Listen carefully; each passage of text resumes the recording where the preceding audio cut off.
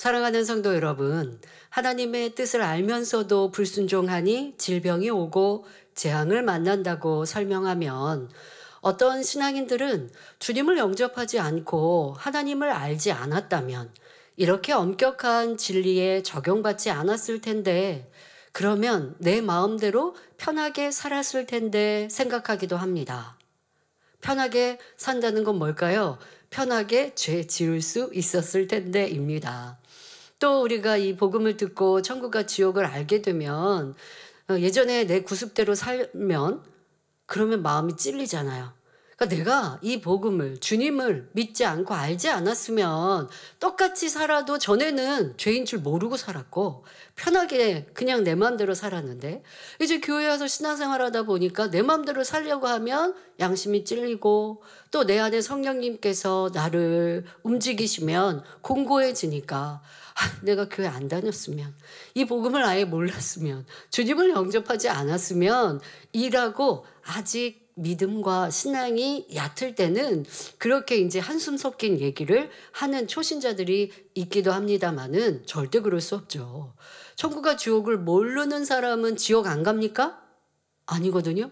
천국과 지옥을 몰랐어도 죄의 평가를 받아서 심판을 받아 지옥을 가되 천국과 지옥을 알았는데도 지옥 갈 수 있습니다. 주여 주로 부르는 자마다 다 구원받지 못한다. 주님은 분명 말씀하셨기 때문에 천국과 지옥을 알았는데도 죄악 가운데 거하고 지옥 갈 행동을 하면 지옥 가는 건데요. 천국과 지옥을 모르는 사람은 지옥 가는 건 너무 쉬운 일이에요. 너무 당연하게도 지옥을 향해 가는 것이고 그러나 천국과 지옥을 안 사람들은 지옥이 아니라 천국 가기 위해 힘써 갈 수 있으니 지옥 갈 일이 없어야 하겠죠. 그러니 모르면 좋겠는데가 아니라 모르고 죄를 지었다고 죄가 아닌 게 아니라 분명 그것도 죄요. 그에 따르는 보응을 받습니다. 분명히 하나님을 믿지 않는 이방인에게도 이 열 재앙은 임하는 것입니다. 자기의 죄악만큼 보응을 받게 되지요. 부모가 악하여 부모 자신이 받든가 어떤 경우 자식이나 손자가 받는 경우도 있습니다. 출애굽기 20장 5절에 나를 미워하는 자의 죄를 갚되 아비로부터 아들에게로 3, 4대까지 이르게 한다 하였습니다. 이는 부모뿐 아니라 아들도 악하였기 때문입니다. 왜 부모가 하나님 믿지 않았으니까 아들에게도 아들도 하나님 믿지 않고 계명대로 살지 않고 율법대로 지키지 않았고 도리어 악하였기 때문에 그 재앙을 자기의 죄의 보응만 받는 게 아니라 부모의 죄의 보응까지도 더불어 받을 수 있다 말씀하십니다. 부모의 죄악을 물려받는 원죄뿐 아니라 악한 부모의 행함을 보고 듣고 자란 자녀는 부모보다 더 악해지기 쉽기 때문입니다. 내 죄에 대한 보응받기도 무거운데 합니까? 근데 지금 이 부모의 또 3, 4대까지 임한다라는 것은 꼭 부모의 무슨 재앙을 함께 더불어 받아서일 뿐만이 아니라 지금 설명한 대로 악한 부모에게 배웠던 그것이 내게 더 큰 죄악으로 행하였기 때문에 그러니까 그것이 바로 그것부터가 부모의 악에 내가 재앙을 받았다라고 말할 수 있는 거예요. 악을 더불어 내가 배운 것이고 그로 인하여 내가 행한 것의 보응이 더 클 터이니 이 또한도 3, 4대의 재앙이 임하는 것과 같은 맥락입니다. 자, 그런데 자녀가 주님을 영접하고 빛 가운데 거하면 부모의 죄악이 자녀에게 재앙으로 임하지 않습니다. 부모 아니면 조상의 때에 우상을 섬겼다 한들 자녀의 때에서 주님을 영접하고 하나님 말씀대로 사면 조상의 그러한 죄악이 손녀, 손자에게 3, 4대 그 아래에 주님을 영접한 자녀에게 임하지 않고 딱 끊기는 것입니다. 이와 같은 하나님의 사랑이지요.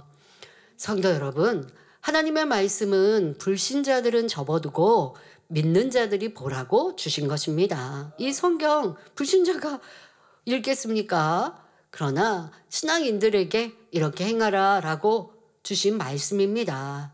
그런데 하나님을 믿는 자녀임에도 불구하고 말씀대로 살지 않으면 이 10재앙이 임할 수 있습니다. 이렇게 하나님의 심판은 믿는 이나 믿지 않은 이에게 동일하게 적용됩니다. 그러면 우리가 주님을 영접하여 받는 유익은 내세의 구원에 이르는 것뿐일까요? 이 땅에서는 세상 사람이나 주님을 믿는 사람이나 동일하게 심판하신다고 하니, 또 죄를 지으면 그만큼 재앙을 받는다고 하니, 그러면 우리가 주님을 영접한 유익은 무엇일까라고 생각되십니까? 이 땅에 사는 동안에도 하나님의 자녀된 이들은 많은 혜택을 누리며 복을 받습니다. 자, 시험이나 재앙을 만났을 때 하나님의 말씀을 들어 아는 사람들은 해결 방법 또한 들어서 아니, 이 얼마나 큰 복입니까? 어려움을 만났는데 도무지 해결할 방법이 없다면 얼마나 막막하고 좌절되겠습니까? 하지만 해결할 길이 있고 도와줄 사람을 알고 있다면 이제 힘써 찾아가면 됩니다. 세상 사람들 보세요. 어디에 질병이 왔습니다.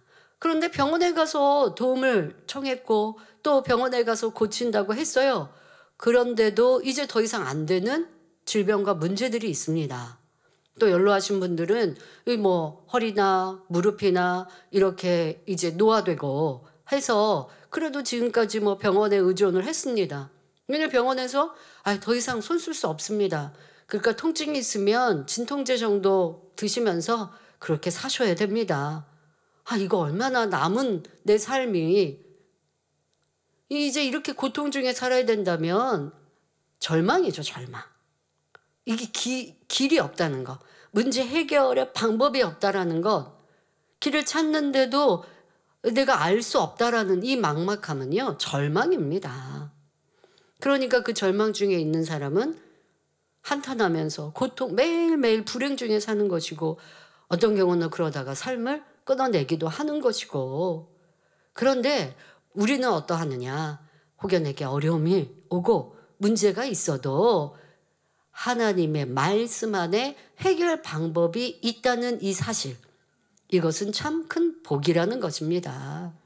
문제와 함께 이것이 문제다라고 하는 것을 성경에서 가르쳐 주시지만 그 문제와 함께 풀이 방법, 정답까지도 기록해 놓으신 것이 성경입니다.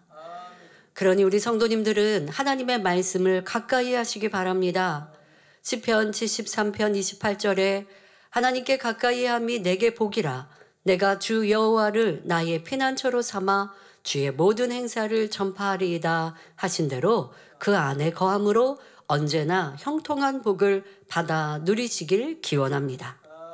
그리고 문제의 해결뿐만이 아니라 세상에 열심히 살고 죄 짓지 않고 나름대로 죄악 가운데 거하지 않기 위해 착하게 살아가려고 힘쓰는 세상 사람들도 있습니다. 그렇게 살아가고 내 삶을 열심히 사는데도 어려움이 다가오고 내가 노력한 만큼의 성과를 얻지 못하는 세상 사람들 참 많습니다. 이 또한도 절망적이죠. 그런데 신앙인들은 어떠합니까? 하나님 말씀을 기준해서 죄악을 행치 않고 그리고 성실하게 살아갑니다. 기도하며 하나님을 의뢰하면서 내 삶을 성실하게 살아가면 불통이 없고 형통한 복을 받습니다. 여러분 분명 알아야 돼요. 세상에서 불성실해서 성공하지 못하는 게 아니라 성실하고 똑똑하고 열심히 살아가는데도 성공하는 사람은 쉽지 않다는 거예요. 어려움이 항상 도처에 놓여 있고 어려움을 해결하지 못해서 나는 이렇게 열심히 살았는데 왜 계속 어렵습니까? 라고 말하는 사람들이 참 많습니다. 그런데 신앙인들은 진리 안에서 하나님의 기뻐하신 뜻을 쫓고 세상에서 성실히 살면 불통할 일이 없고 형통하게 하시고 축복이 넘치게 하신다는 것입니다. 그러니 우리가 내세의 복만이 아니라 이 땅에 하나님 말씀대로 살아가면 손해보는 것 하나도 없고 모든 것이 복이라는 것을 알아야 하겠습니다. 사랑하는 성도 여러분, 열 재앙의 첫 번째 피해 재앙으로 들어가겠습니다. 앞서 바로는 지팡이가 뱀으로 변하는 이적을 보고도 그 마음을 완강하게 하여 이스라엘 백성 보내기를 거절했습니다. 이에 출애굽기 7장 17절부터 19절에 여호와가 이같이 이르노니 내가 이로 인하여 나를 여호와인 줄 알리라 하셨느니라. 볼지어다 내가 내 손의 지팡이로 하수를 치면 그것이 피로 변하고 하수에 고기가 죽고 그 물에서는 악취가 나리니 애굽 사람들이 그 물 마시기를 싫어하리라 하라. 여호와께서 또 모세에게 이르시되 아론에게 명하기를 내 지팡이를 잡고 내 팔을 애굽의 물들과 하수들과 운하와 목과 모든 호수 위에 펴라 하라. 그것들이 피가 되리니 애굽 온 땅에와 나무 그릇에와 돌 그릇에 모두 피가 있으리라 하셨습니다. 물은 우리에게 가장 가까이 있는 것이요 삶과 직결된 것입니다. 식수로 사용하며 음식을 만들 때 동식물을 키울 때도 물이 필요합니다.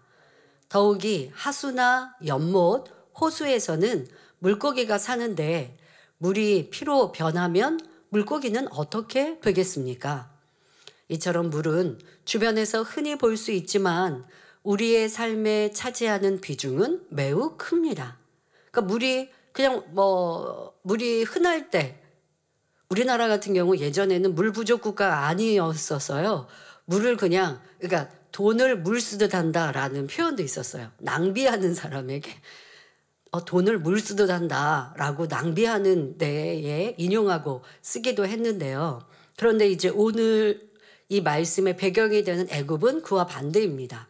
사막지대이기 때문에 물이 굉장히 중요한 나라이기도 하지만 우리의 삶을 비추어 본다면 물은 참 우리 주변에 흔하게 있고 더더욱 우리나라는 이 수돗물도 잘 되어 있습니다. 물을 구하는 것이 어렵지 않은. 그런데 예전에는 그냥 수돗물로 마시기도 하고 그냥 끓여 마시는데 불편함이 없었는데 요즘에는 그런 물도 청결하지 않다, 여러 가지 안전하지 않다라는 그런 생각을 하는지 이렇게 생수를 많이 구입해서 먹었어요. 예전에는 뭐 생수 구입하고 그러지 않았을 때 우리나라도 그런 때가 있었는데요. 점점 이런 인식들이 바뀌게 됩니다. 아무리 그렇다 한들 물이 그렇게 소중하게 여러분들 생각되지는 않지 않습니까? 그런데 소중하게 귀하게 막 그렇게 귀하게 여기지 않고 구하기 어려운 것은 아니지만 중요하기도 하고 우리의 삶에 많은 비중을 차지합니다. 그러니까 의식하지 못하지만 우리의 삶에 도처에 필요한 것이 물이라는 것입니다. 모세와 아론이 여호와의 명하신 대로 행하여 바로와 신하들의 목전에서 지팡이로 하수를 치니 그 물이 다 피로 변하고 하수의 고기가 죽고 말았습니다. 물에서 악취가 나니 애굽 사람들이 물을 마시지 못하였고 애굽 온 땅에는 피가 있었습니다. 그러자 애굽 사람들은 하수 주변을 두루 파서 마실 물을 구해야 하는 어려움을 겪게 되었는데 이것이 바로 첫 번째 재앙입니다. 그러니까 기존에 있었던 물은 피로 변하였고 이제 땅을 파서 물이 있는 곳에 가까이 땅을 파면 물이 나오겠죠. 그러니까 그 하수 근처에 땅을 파서 새로운 물을 이제 찾아내면 그것은 피로 변한 것은 아니니까 한번 이렇게 기존에 있었던 이런 물은 피로 변했고 새로 계속 공급되는 물이 피로 변한다라는 것은 아니니까 새로운 물을 찾기 위해서 땅을 파야 했고 아무 땅이나 판다고 해서 물이 나는 것은 아니니까 물을 구할 수 있는 것이 아니니까 그 물이 흐르는 곳 근데 그 물은 이미 붉은 피로 변했으니 그 주변에 땅을 파서 새롭게 이제 깨끗한 물을 찾아야 하는 이러한 고통과 어려움을 겪게 되었습니다. 또한 성경의 본문에 읽어드린 대로 이미 물은 피로 변했고 그 물에서 악취나 또 물에 사는 물고기가 죽어가니 그 악취 또한도 큰 괴로움이 되는 것이지요. 자, 그러면 피의 재앙에 담겨 있는 영적인 의미는 무엇일까요? 애굽 곧 이집트는 국토의 대부분이 사막과 광야로 이루어진 만큼 물이 절박한 나라입니다. 따라서 애굽 왕과 백성들은 매일 마셔야 할 물이 피로 변하니 당장 큰 고통을 받아야 했습니다. 식수와 생활 용수뿐 아니라 물속에 살던 물고기도 죽고 부패하여 악취가 진동하니 불편함이란 이루 말할 수 없었지요. 이처럼 피해 재앙은 자기의 육체나 물질 등 직접적인 어려움이 임한 것은 아니나 생활과 직결되는 문제로 인해 고통받는 것을 의미합니다.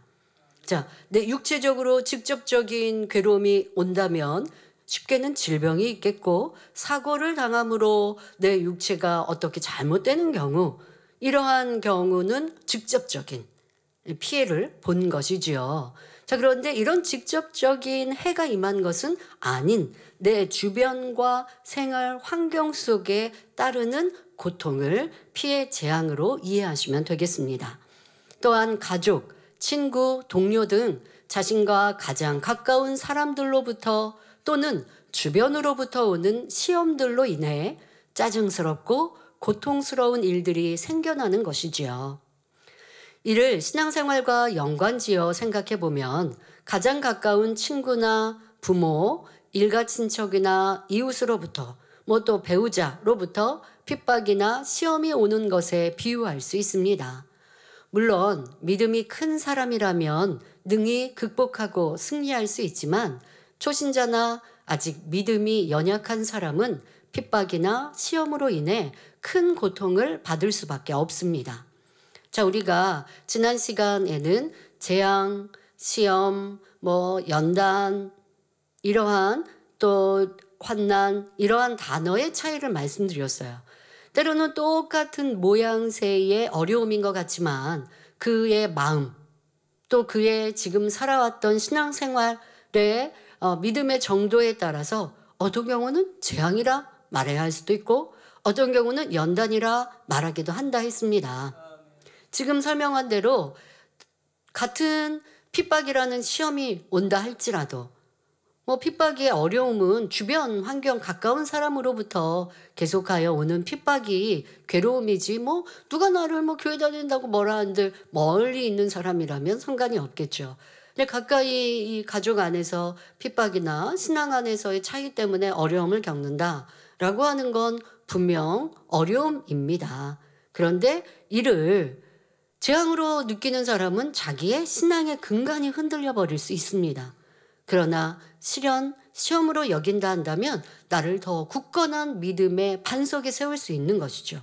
이런 시련을 통하여 내가 힘들어하네? 기쁨이 잃어버렸네?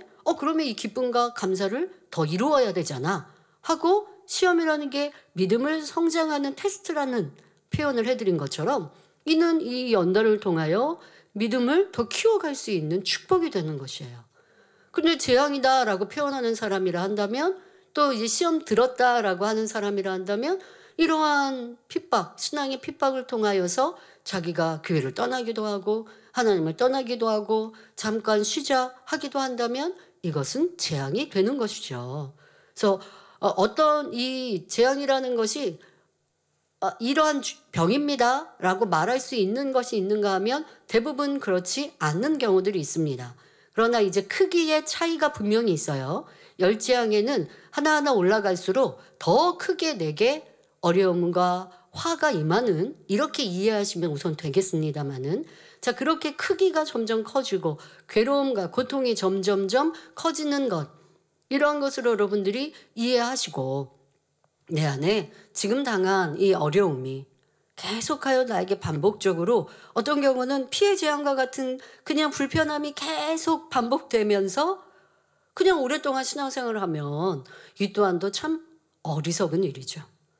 이 피해 재앙 정도면 빨리 내 신앙을 굳건하게 세워서 혹여 아직 가정의 복음화를 이루지 못하였어도 내가 든든한 믿음에 서면 이거는 불편할 게 없는 거예요.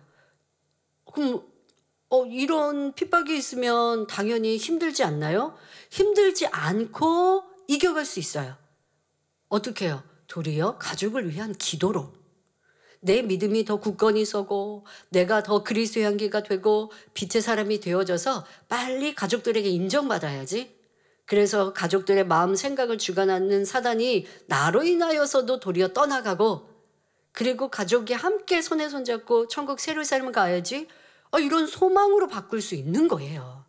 그러니까 같은 시련인 것 같아도 여러분들의 마음과 선택에 따라 달라질 수 있다는 것, 또 그것이 믿음의 도전이 될 수도 있는 것이요, 재앙과 어려움으로 나를 괴롭게 하는 이러한 일들도 된다라는 것도 알아야 하겠습니다. 자, 피해 재앙은 아직 직접적인 큰 피해나 어려움이 온 것은 아니지만 주변 사람과 환경을 통해 어려운 일이 생기는 것을 의미하는 것입니다. 자, 먼저 여기에서 시험이 오는 경우에 대해 살펴보겠습니다. 자, 첫째는 하나님의 말씀대로 살지 않으므로 시험이 찾아오는 경우입니다. 죄를 지음으로 시험이 오는 것이지요. 이때는 신속히 회개하고 돌이키면 재앙을 거두어 주십니다. 야고보서 1장 13절 14절에 사람이 시험을 받을 때에 내가 하나님께 시험을 받는다 하지 말지니 하나님은 악에게 시험을 받지도 아니하시고 친히 아무도 시험하지 아니하시느니라. 오직 각 사람이 시험을 받는 것은 자기 욕심에 끌려 미혹됨이니 하신 대로 어려움을 만나는 것은 욕심에 끌려 하나님의 말씀 안에 살지 않으므로 원수 마귀가 가져다 주는 것입니다. 꼭 피해 재앙에만 해당되는 설명이 아닙니다. 모든 시험 또 모든 재앙에 대하여서도 다 공통적으로 첫 번째, 이런 재앙이 오든 시험이 오든 연단이 오든 여러분들이 이 내 안에 있는 죄악 때문에 이러한 시험이 온다는 것을 알아서 나는 지금 첫 번째 상황인가 아니면 두 번째, 세 번째 상황인가 잘 이해하면 좋겠습니다. 둘째는 하나님을 믿으려 하고 열심을 내는데도 시험이 오는 경우가 있습니다. 아직 믿음이 연약할 때 믿음에서 떠나게 하려는 사단의 회방입니다. 이때 우유부단하게 행동하며 타협한다면 문제 해결은커녕 어려움이 가중되고 축복과는 점점 멀어집니다. 그나마 갖고 있던 믿음도 잃고 다시 세상으로 향하기도 하지요. 두 경우 모두 악이 있으므로 임하는 것이니 첫 번째 상황이나 두 번째 상황도 이 믿음을 지금 아예 뽑아버리기 위해, 이 뿌리를 제해버리기 위해, 이 뿌리를 흔드는 이런 원수마귀 사단의 시련들, 이러한 시련들은 자신의 악이, 죄가 있기 때문에 사단이 건드는 거거든요. 자, 이럴 때는 자신의 악의 모양을 열심히 발견해서 돌이켜 나가며 믿음으로 기도하고 감사하면 시험을 극복하고 승리할 수 있습니다.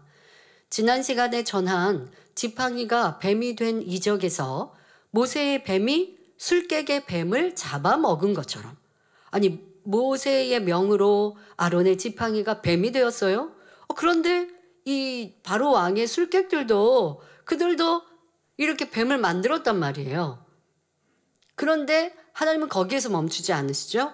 이 아론의 지팡이가 뱀이 된 그 뱀이 술객의 뱀을 잡아먹었다. 그럼 이거는 뭐예요?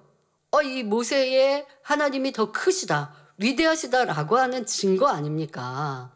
자, 그런데 이 안에서 우리가 꼭 생각해야 할 것이 모든 어둠의 세계가 이렇게 다 하나님의 주관 아래 있다는 것입니다. 이걸 꼭 우리가 명심하면 내게 다가오는 어떠한 어려움도 하나님을 의뢰하여 승리할 수 있지요.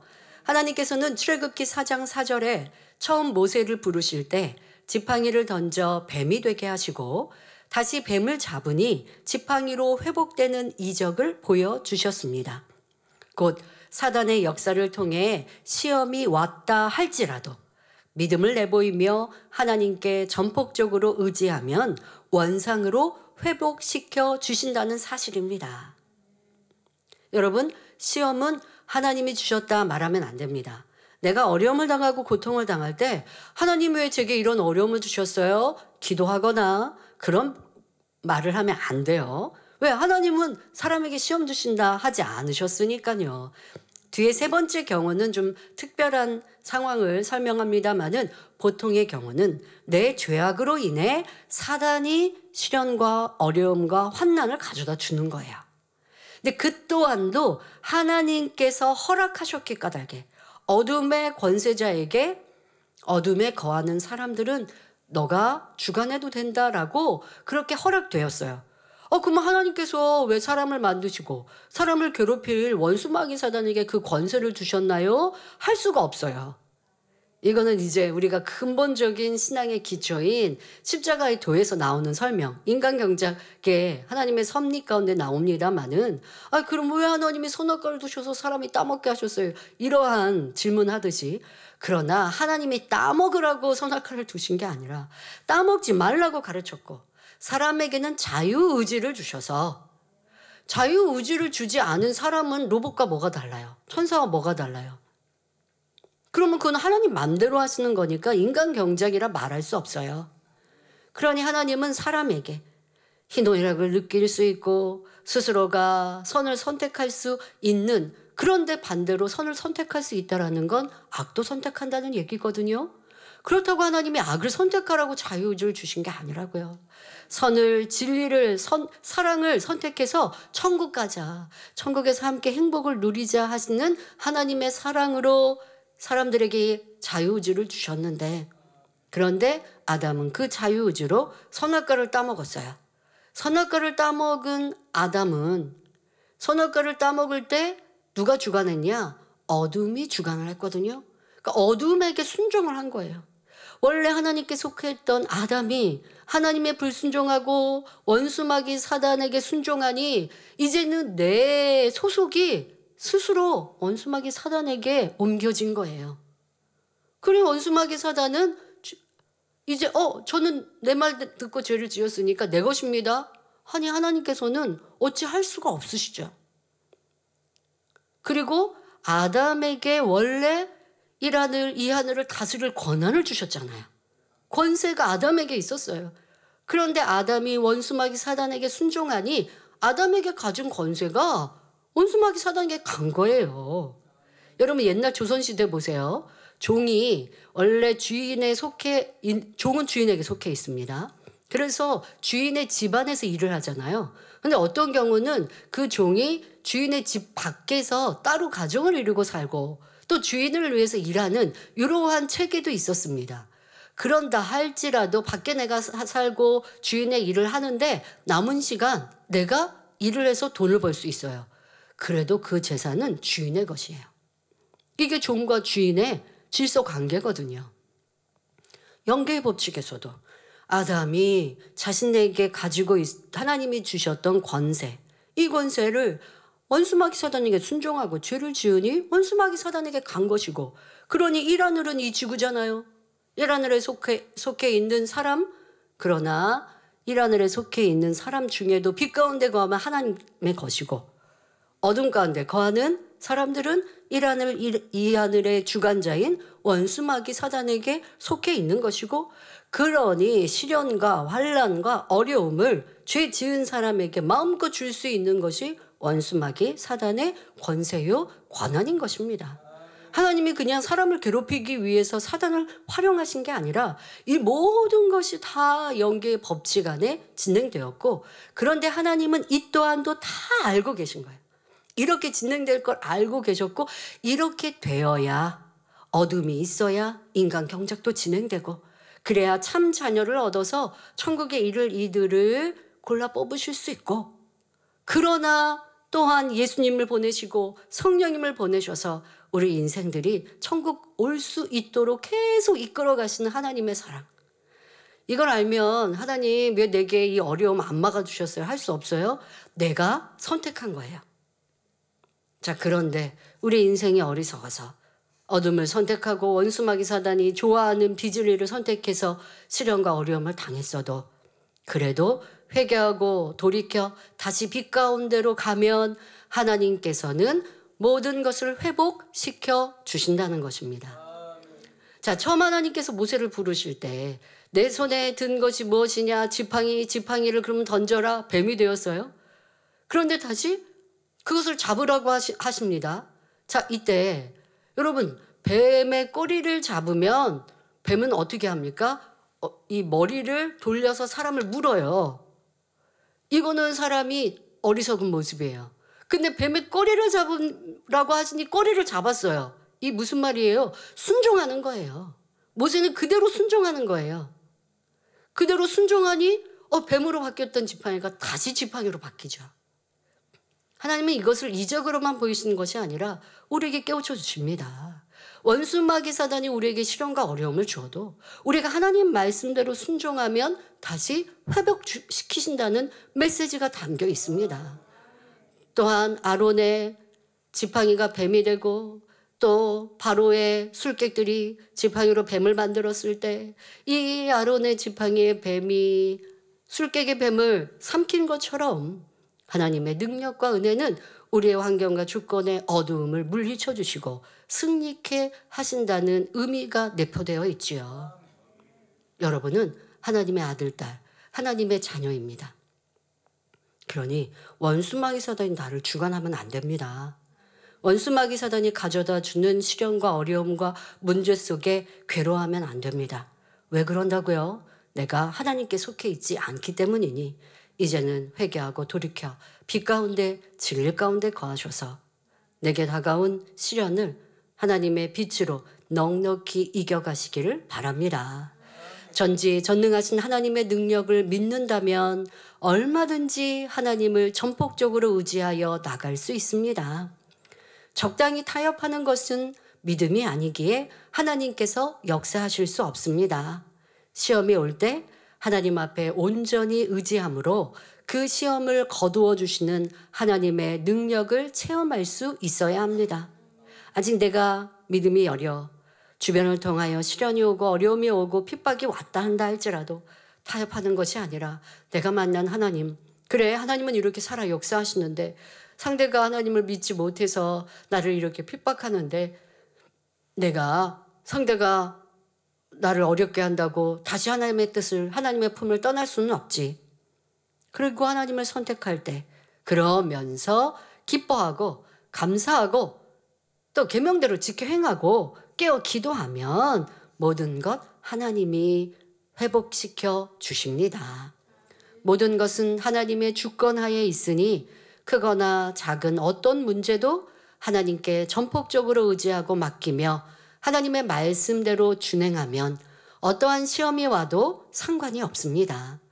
하나님께서 역사하시면 어떤 문제라도 해결해 주시며 범사에 형통하도록 이끌어 주시기 때문입니다.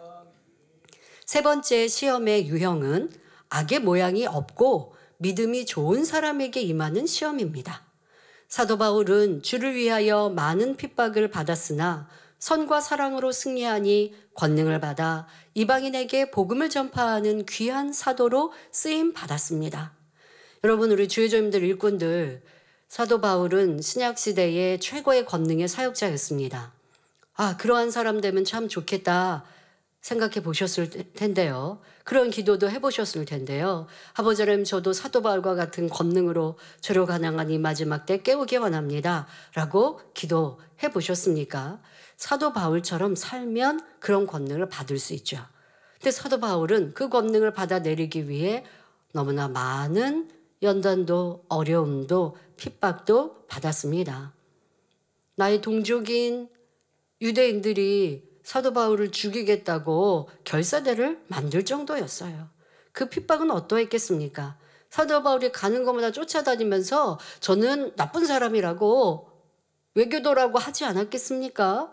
그 고통이 얼마나 컸겠습니까?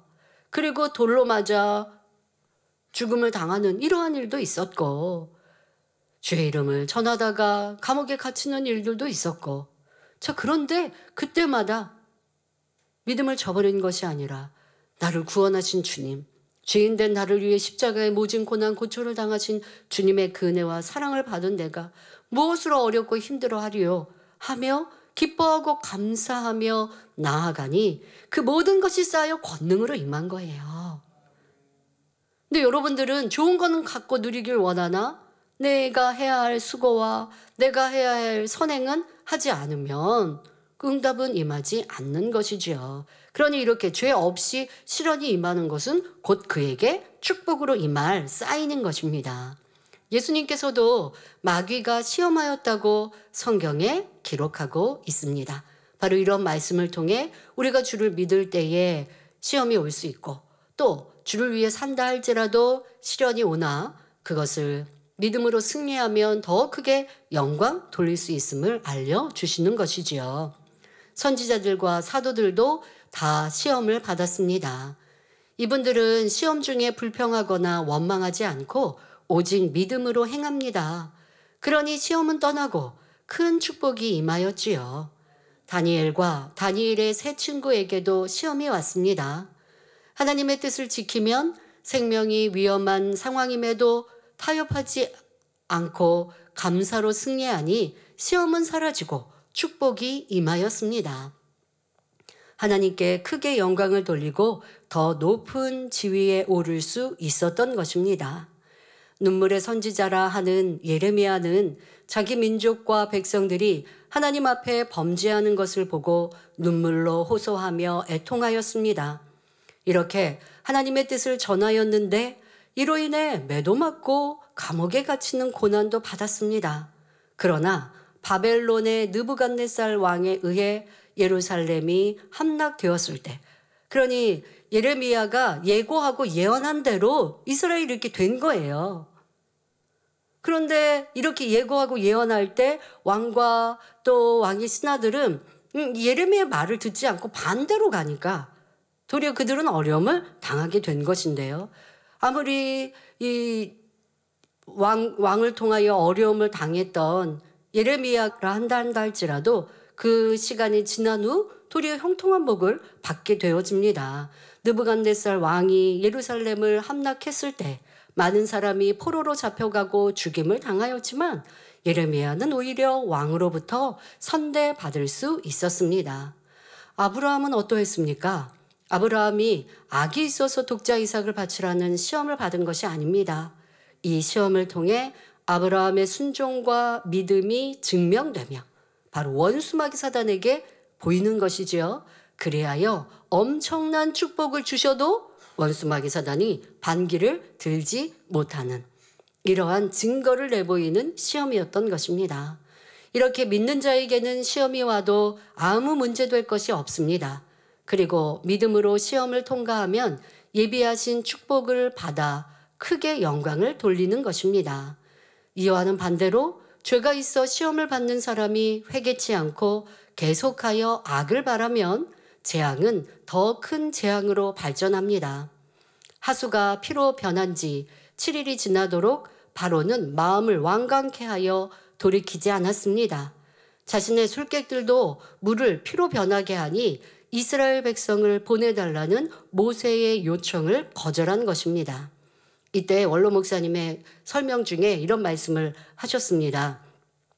이 모세로 나타난 이 물이 피로 변하는 이적은 애굽 전 지역에 애굽 땅에 또 모든 물을 그렇게 변화시켰던 것이죠. 그런데 이 술객들이 흉내낸 것은 그냥 한 곳, 요것을 물이 있는데 물이 피로 변하는 이런 흉내를 내는 이러한 모습이었다라고 설명해 주십니다. 왜 그렇게 이해하나요? 분명 성경에는 모세가 이적을 베풀 때에 저녁에 이렇게 물이 피로 변했다라고 설명하시는데 술객도 따라한 것이 나오니까 이러한 차이가 있음을 알아야 합니다. 그런데 지난 시간 말씀드린 대로 술객에게 능력이 있다면 아니 물을 피로 변하게 따라할 게 아니라 피로 변한 물을 정상적인 물로 바꿔야 하지 않겠습니까? 너무나 어리석은 모습입니다. 우리도 능력이 있어. 그 능력이 도리어 해롭게 하는 능력이면 무슨 소용이 있겠습니까? 그런데 바로 왕도 분별을 하지 못하고 내 술객들도 이렇게 똑같이 이적을 행하잖아. 이러고 있으니 얼마나 함께 어리석은 일이라 할 수 있습니까? 여러분들은 신앙생활하며 하나님의 크고 놀라운 권능을 보았습니다. 말로 할 수 없고 셀 수 없는 이 많은 권능, 만민의 40년이 넘는 이 시간 동안 쉬지 않은 하나님의 크신 권능, 우리는 이러한 권능을 보고 살아왔습니다. 그런데 때때로 어디에서 타종교에서 나는 이렇게 열심히 신앙생활하니까 아니면 무엇으로 인해 치료받았어요 라고 본인이 얘기하십니다. 그걸 우리가 뭐라고 할 수는 없어요. 그러나 여러분들이 그러면 저기도 치료하나 봐 그러시겠습니까? 우리에게 나타난 그거 놀라운 이적은 말로 할 수 없는, 셀 수 없는 이러한 놀라운 역사 아닙니까? 어쩌다 한 번 있을까 말까, 그리고 그 어쩌다 한 번이 어떠한 상황으로 능력이 있어서 치료되었다 할 수 없는 어떠한 상황으로 이루어졌다 할 수 있을 터인데, 우리는 그렇게 말할 수 없는, 오직 전적으로 하나님의 역사라고 할 수밖에 없는, 의학으로 과학으로 아니 되어지는 이 무수한 간증이 있죠. 그러니까 비교할 걸 비교해야죠. 그러니까 이렇게 여러분들이 바로의 술객과 같이 어리석거나 바로 왕과 같이 정확하게 분별 못하고 이렇게 이런가 봐 저런가 봐 이렇게 분별하지 못하는 어리석음이 있어서는 아니 되겠습니다. 바로는 왕으로서 무리 없어 고통받는 백성들의 어려움을 돌아보아야 하지만 마음이 완강하니 궁으로 들어가 더 이상 마음을 쓰지 않았습니다. 아니 지금 이 고통을 당하고 있는 백성들 얼마나 힘들까 어려울까 하고 빨리 이걸 해결해 줄 방법을 찾아야 할 텐데, 그러면 모세에게 의뢰하는 방법밖에 없습니다. 그런데 술객이 잠깐 물을 피로 바꾸는 이런 모습 보니까 뭐 그냥 하나님이나 우리가 믿는 우상이나, 그들에게는 신이겠지만 신이나 하고 그냥 궁으로 들어가 버리고 문제 해결을 하지 않으니 바로 이어서 두 번째 재앙이 임하게 됩니다. 바로 개구리의 재앙인데요. 이 말씀은 다음 시간에 이어 전하겠습니다. 오늘은 피해 재앙에 대해 말씀드렸습니다. 여러분 내 육체라든가 내 삶에 어떤 큰 고통이 임한 것은, 아니면 직접적인 해가 임한 것은 아니지만 사소한 것 같았던 일들의 괴로움과 불편한 일들이 쌓이는 것들, 이와 같은 어려움을 겪고 계시다면 그건 나에게는 재앙이라, 하나님을 떠날 마음은 아니니 재앙이라 표현하지 않아도 이러한 어려움이 계속 반복된다면 여러분들 빨리 해결하셔야지. 그 재앙 하나 있으면 나 신앙생활 하는데 하나님을 떠날 마음도 없고 믿음이 흔들릴 건 없어요. 그런데 이러한 사소한 일들의 괴로움이 계속 반복되고 있는데 내 마음의 죄악을 벗지 않고 그 어려움을 계속 당하면 이거 참 힘들고 괴롭죠. 자, 그 가운데 하나 한번 예를 들어보죠. 여러분들 이제 막 갓난 아기를 낳으면 이 산모나 꼭 엄마뿐 아니라 함께 아이를 케어해야 되는 아빠도 책임이 따르죠. 그런데 아빠가 예를 들어 직장을 갔다가 돌아와서 퇴근을 하고 이제 엄마를 대신해 아이도 돌봐야 되고 여러 가지 상황입니다. 그런데 아이들 중에는요 이런 경우가 있어요. 낮밤이 바뀌었다는 얘기 있죠. 그래서 낮에 자고 밤에 깨어서 놀고 울고 하면 이 부모는 어떻게 돼요? 엄마는 만약에 아이처럼 낮밤이 바뀐다고 해도 이거는 육체적으로 굉장히 수고스러운 일입니다만은 아이가 밤에도 자고 낮에도 잘 자고 놀고 이렇게 해주면 너무 부모는 수월하죠. 그런데 아이가 잘 울고 거기에다가 밤에는 안 자고 낮에 잤다가 밤에는 계속 울고 하면 이 부모들은요 이 스트레스가 밤에 제대로 자지 못하는 스트레스, 거기에다가 남편분은 회사에 출근해야 되는데 아이가 우니 그러니 이제 함께 푹 자지 못하고, 그러면 이러한 괴로움도 꽤 크겠죠. 그러면 지금 말씀드린 대로 직접적으로 부모에게 재앙으로 임한 것은 아니지만 그냥 아이를 키우면서 이러한 어려움들이 굉장히 큰 고통으로 다가오는 거예요. 그런데 이 고통이라고 하는 거 아이니까 당연할까요? 아닙니다. 부모가 진리 안에서 신앙생활 잘하고 하나님 기쁘시게 하는 신앙생활하면 출산도 수월하고요. 그리고 출산해서 낳은 아이도요 예쁘게 성장하는 거예요. 그러니까 그런 얘기 하십니다. 진리 안에 신앙생활 잘하는 우리 부모님들, 그리고 그 어머니가 아이 데리고 모임에 와요. 모임에 오면 모임을 하면 아이는 자요. 우리는요 같이 손뼉 치면서 찬양하고 기도해요. 불러 방언하면서. 근데 아이는요 자장가처럼 새근새근 자요. 모임이 끝나면 일어나요.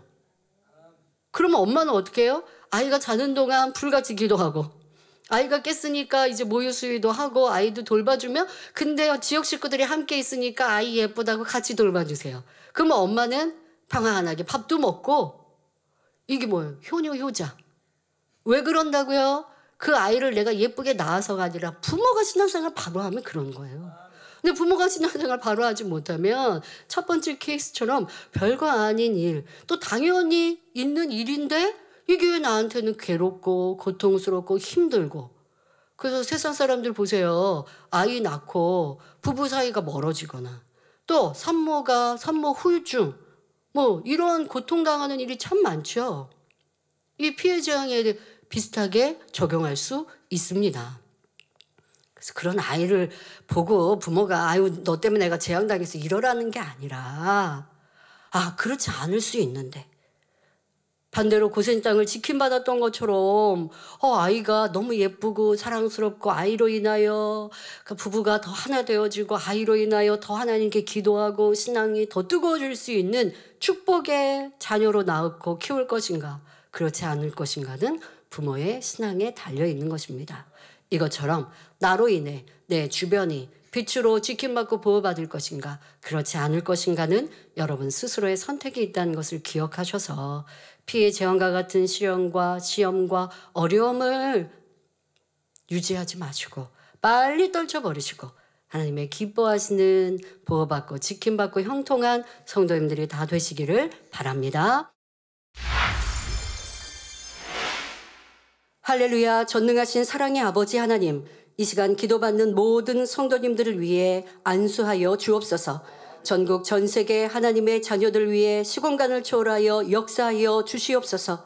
믿어지는 믿음을 주시고 부정적인 생각과 의심의 세력을 물리쳐 주옵시며 모든 시험 환난도 물리쳐 주옵소서. 머리부터 발끝까지 오장육부, 뼈, 마디마디, 온몸의 신경, 조직, 세포 등 성령의 불로 태우시고 근본의 빛으로 역사하여 주옵소서. 예수 그리스도의 이름으로 명하노니 원수마귀 사단아 모든 질병균 연약함아 물러가라. 빛이여 임하라. 모든 불치 난치병도 성령의 불로 태워 깨끗게 하여 주옵소서. 말라리아를 비롯한 모든 풍토병도 물리쳐 주옵소서. 감기, 기침, 열, 몸살, 독감 등 각종 유행성 질병도 다 물러가라. 어떠한 질병도 틈타지 않게 지켜 주옵소서.